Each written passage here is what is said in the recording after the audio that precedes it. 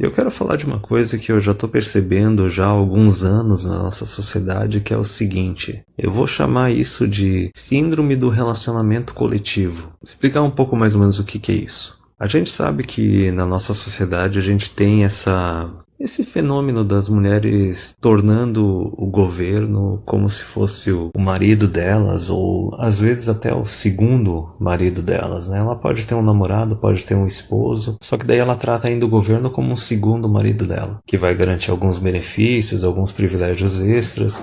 E daí a gente tem essa situação atual, por exemplo, do pessoal que é casado e daí o marido vota na direita, a mulher vota na esquerda. Só que daí o que eu quero dizer dessa coletivização de relacionamentos? É mais ou menos o seguinte: ok, a mulher, ela, independente de estar casada ou não, ela já tem meio que um papel de protetor e provedor que está sendo executado pelo Estado. Pelo Estado, assim, a parte de protetor através da polícia e a parte de provedora através de políticas assistencialistas, do governo. É todo tipo de política assistencialista que pode ter através assim de leis específicas para a mulher e até instituições assim de dentro do Estado que são específicas só para a mulher, como por exemplo a Delegacia da Mulher e outras que foram bem corrompidas como a Vara de Família para só beneficiar a mulher, né? Mas enfim, essa coletivização de relacionamentos é mais ou menos o que vai além daquele papel de protetor e provedor, porque a mulher que tem um namorado, que tem um esposo, o cara faz o papel de protetor, o papel de provedor e ainda faz aquele papel de companheiro, né? De sendo educado, de se importando com ela, escutando ela e fazendo agrados. E se tu for ver na nossa sociedade o que acontece hoje em dia, por exemplo, esses negócios de de mansplaining, de manspreading e etc. É que nem o Hillman falou uma vez num vídeo dele, que parece que as mulheres hoje em dia elas querem que todos os homens da sociedade se comportem com elas como se eles estivessem num relacionamento com elas. Por exemplo, eu fiz aquele vídeo sobre o feminismo em empresas e uma das recomendações ali da cartilha feminista que foi distribuída numa empresa era a seguinte, era que se o cara tinha colegas de trabalho mulheres ou amigas mulheres, quando eles saíam em grupo com os amigos, o homem ele era meio que obrigado a dar carona para a mulher de volta para casa, ou acompanhá-la até a casa dela, assim, quando é tarde da noite, ou até mesmo durante o dia. E isso era uma obrigação do homem e ele não podia esperar nada em troca, nem sequer um obrigado, entendeu? Então, a mulher é só uma colega de trabalho, ou só uma amiga, uma conhecida, tu tem que ficar priorizando o bem-estar dela e cuidando dela e tratando ela bem, como se tu estivesse num relacionamento com ela, sendo que tu não tá num relacionamento com ela, tu não tá ganhando nenhum benefício com isso. E isso é uma coisa que é bem reforçada na cabeça dos caras mais cucões, dos caras feministas hoje em dia. Outro exemplo, uma história parecida que eu escutei ou li uma vez, era o seguinte: era que tinha um grupo de amigos, com homens e mulheres, e que, independente de estarem num relacionamento ou não estarem no relacionamento, podiam ser só amigos mesmo, só que eles tinham o costume de cavaleiro branco, né, de cavaleiro trouxa, de toda vez que eles saíam com as mulheres, com as amigas, no final eram só os homens que pagavam a conta. Então tenta entender a situação. Tu tá num grupo de amigos, homens e mulheres, só que quando vocês saem para ir num barzinho, num restaurante, alguma coisa assim, na hora de pagar a conta, só os homens pagam. É isso que eu falo da coletivização dos relacionamentos. E por que eu lembrei disso hoje? Por que me deu essa ideia desse vídeo? Porque eu acho muito engraçado, por exemplo, o meu canal eu já deixei bem claro que é um espaço masculino.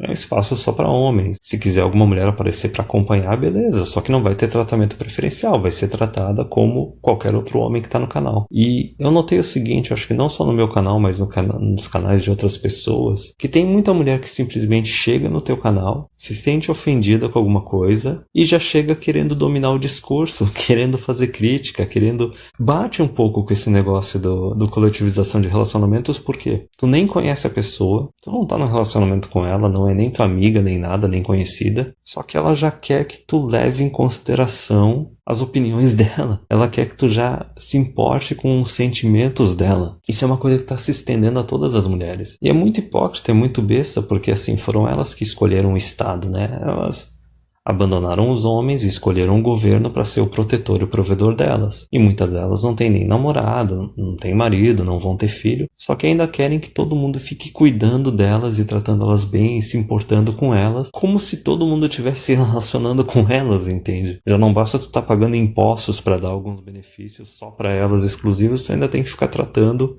como se fosse uma princesinha. E se tu for ver isso se estende também à esfera da mídia e à esfera da política. Por exemplo, vê o quanto todos esses ambientes dos últimos anos se tornaram extremamente politicamente corretos. Um monte de comentário e piada que tu podia fazer anteriormente não pode, entendeu? Por isso que eu falo muito da importância de ter espaços puramente masculinos, espaços só de homens, onde tu pode ter um discurso livre.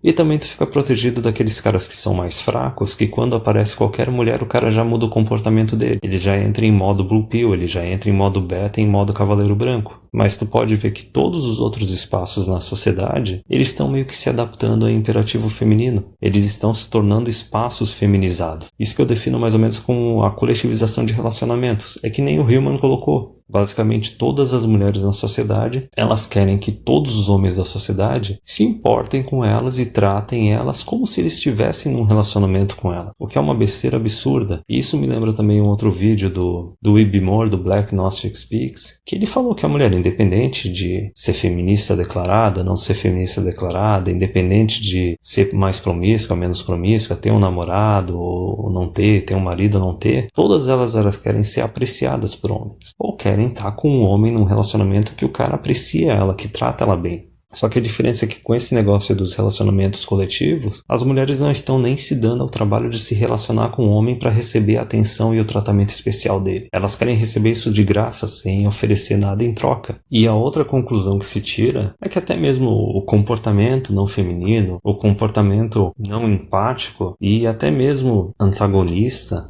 sem falar na promiscuidade, se incentiva também para se tornar uma mulher carreirista, o próprio feminismo ele sabota a mulherada porque faz com que elas adotem comportamentos, posturas e atitudes que são justamente coisas que vão resultar em elas serem menos apreciadas pelos homens e receber menos aquele tratamento especial, aquela atenção que no fundo elas querem. O negócio é simplesmente cômico.